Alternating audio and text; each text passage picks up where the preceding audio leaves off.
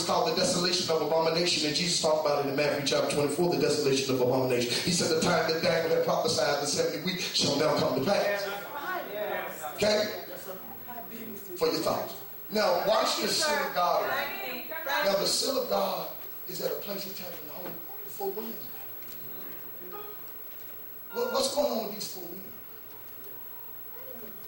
Because without the wind of God, death will come.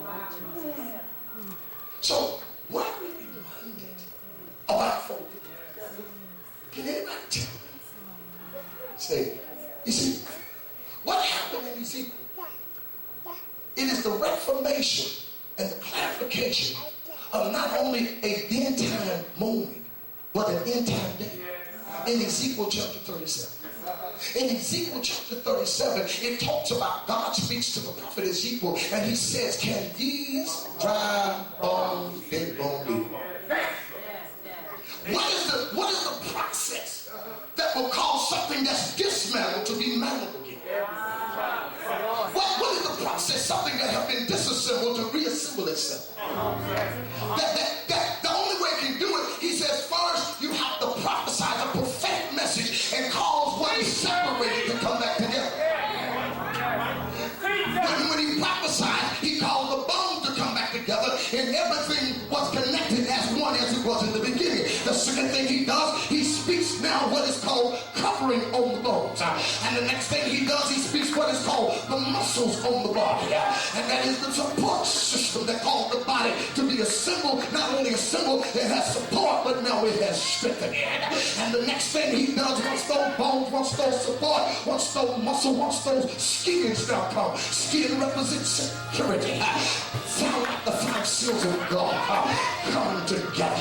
Who am I helping up in here? And after those four processes, because once God prophesies in the beginning, it is the promise of God.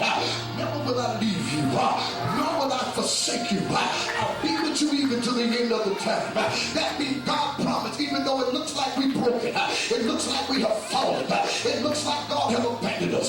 The promises of God is still yes and amen. And once God moves past his promise, he turns right around and then tells us, now I'm going to give you my protection. The protection is you're greater as one, as more than individuals. See, your problem is you're trying to do it by yourself, with yourself and through yourself. And that's why you don't have no power doing it. But when you ever, the old psalmist used to say, when all God's children get together, what a day of rejoicing that will be. When all God's children come together, oh, what a day that'll be. When we can think as one, do as one, and still be many. I wish I had somebody up in here. Tell somebody I'm good at what I do, but I'm better at it when I'm doing it with you. God help us now. Who am I talking to? I'm good at what I do, but I'm better at what I do when I'm doing it with you. Because with you, I'm not by myself. I'm united with myself. Because I'm one in you and God is doing it. And let everything be with God. And we do it through inspiration, dedication, and sacrifice of commitment. Tell somebody and tell them, I can do it a long way, but I can go further if I go with you. I can move some stuff, but I can move mountains when I do it with you. I can know a few things, but I know a whole lot of things when I'm connected with you. Somebody ought to bless God in this place. I said somebody ought to bless God in this place. Tell somebody and say, I almost acted like Jacob. When Jacob was prophesying today, he saw his soul becoming a snake and a viper, laying by the roadside, trying to bite the heel of the white horseman, which is faithful and true. And then he looked around. You got to see that moment in verse 49, chapter 49, verse number 18. And then Jacob moved back. One translation said he was at a moment of death. But then he looked around and said, oh Lord, thy great salvation, thy Lord, thy Redeemer, thy Lord, thy salvation.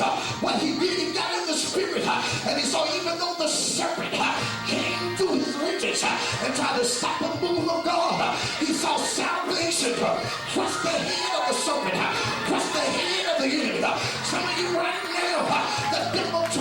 kill you. He tried to destroy you, kill your reputation, destroy your integrity, and he almost killed you. Touch somebody and say, that's a revelation. Almost. But touch somebody and tell them, and the process is almost. I still got a seal. I still got a promise that even though I